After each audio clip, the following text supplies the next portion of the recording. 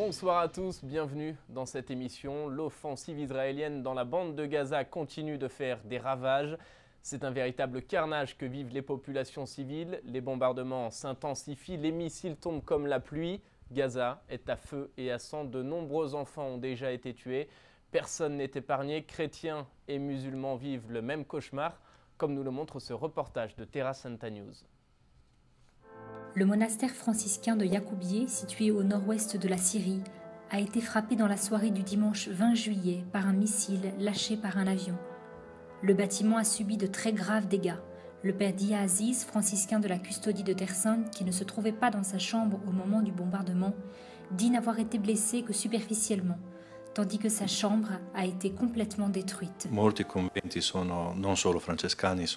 nombreux monastères, et pas seulement des monastères franciscains, ont été détruits. Le dernier en liste est celui du Yacoubieh dans le nord, qui est sous le contrôle des rebelles de Jabal Nusra. Le couvent a été complètement détruit par un missile tiré par un avion du gouvernement.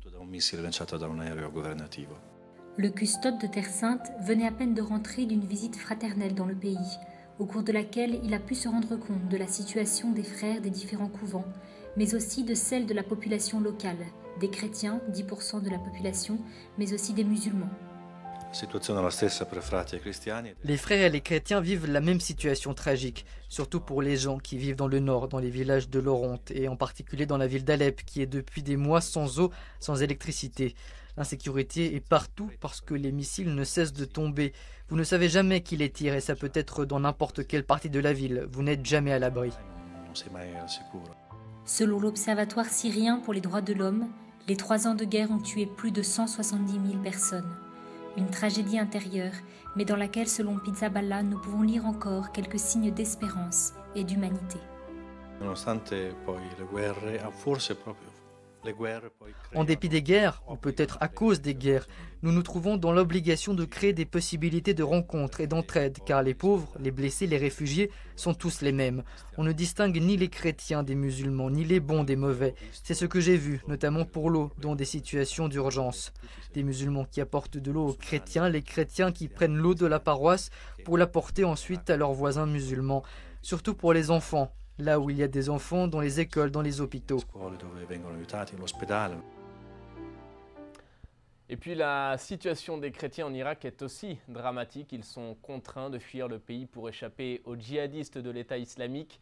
Ces insurgés se sont déjà emparés d'une grande partie du territoire. L'Irak enregistre plus de 1600 personnes tuées en juillet. Face à cette situation, l'aide à l'Église en détresse lance une journée mondiale de prière pour la paix en Irak. Elle se tiendra ce mercredi 6 août, en la fête de la Transfiguration. Une prière à cette occasion a été rédigée par Monseigneur Sako, patriarche des Chaldéens. La prière est publiée sur notre site internet. Vous êtes invités à la réciter mercredi à l'heure de l'Angélus à midi. Cette prière est donc en ligne sur notre site internet, sur notre blog.